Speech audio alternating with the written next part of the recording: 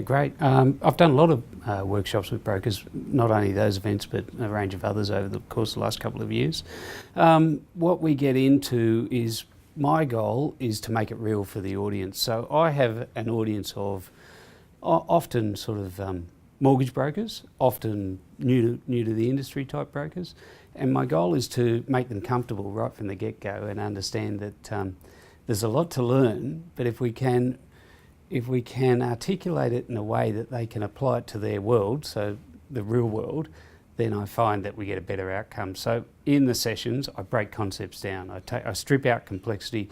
I look at things like financial statements, which is a common feature of all broking businesses, because any SME applying for a loan has financial statements, and I strip out the mystery for them. And often you find that all manner of people are a little bit put off by financial statements. They don't really understand what's in them or why they have them, apart from making an application for a loan or for paying tax, etc., etc. So the foundation of it is to help them to understand the concepts and the principles and have a point where they can sort of build confidence over time to be able to have meaningful conversations with their customers.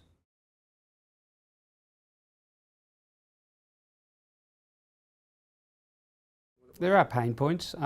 There's a bit of a mixed bag, so it's a very broad audience. It's a broad church, the mortgage broking industry, as you can appreciate. But my experience is that it's a really easy industry to get into. So you can come out of any walk of life. You might be a former banker, or you might work for a printing company. It doesn't really matter, but you can enter this industry relatively easily. The issue for a lot of people is, right, I now walk in the door, I've hung the shingle, I've got my own business and I'm a mortgage broker. What do I do? And how do I get through the next basically 2 years? Because that's a pretty strong survival point. If you can last the first 2 years, you're likely to make it. So there's a number of things along the way that I try to explain to people. And one of them is you've really got to take some time out to work on the business. So you have to dedicate time on a regular basis for planning. You have to have a plan, and I don't really care if it's a 10-page blueprint or a 1-page business plan that just sort of captures your thoughts, but you have to plan. You need to know what your vision is. And one of the big risks that I think a lot of new to industry mortgage brokers run the risk of, or one of the big risks, is that you can become very transactional. You can just get caught up in the transactional flow, and because you're so hungry to make your business succeed, especially in those early years, you are transactional. You roll from deal to deal to deal, and you get caught in this vortex. But you're not looking beyond, the next deal, and you're certainly not looking sort of 3 years down the track or 5 years down the track, or you're not turning your mind to what is the vision. What is it I want to achieve out of this change in my lifestyle. So planning, taking time out, understanding how to make money, looking at things like conversion rates and productivity measures, and tapping into your database. So I spend a lot of time talking to people about, in your database you have SME clients, and you need to bring your skill level up to the point where you can satisfy your SME client needs.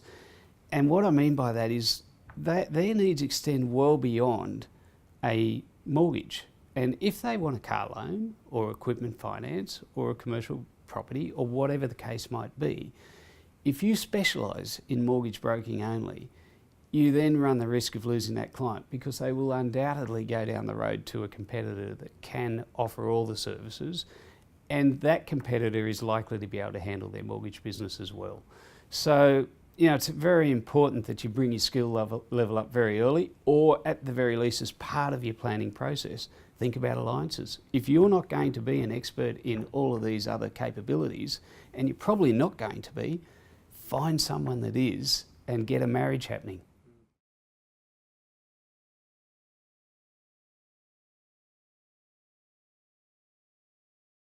Oh, look, I would say if I had to lean on one or the other, I'd say a willingness. And you only have to look at how well all of the events are being attended. And, the Better Business Summit, you've got the Mortgage Finance Association, the Suncorp events. There is such high attendance, because what you can read and interpret from that is there is a yearning for knowledge. People really want to know more. And they also know, and I know that the advisor have published articles on this, they recognise that it's a booming industry, the commercial broking industry, so the SME market, and I think the statistic is something like within the next couple of years 50% of all loans will be handled by brokers. And so there is a willingness, to answer your question, but there's also some reservation because people lack the skill and the ability right now. So it's a bit of a process, and it seems to me that they're absolutely out there trying to build up their knowledge base by attending all these events, working with aggregators among many other things.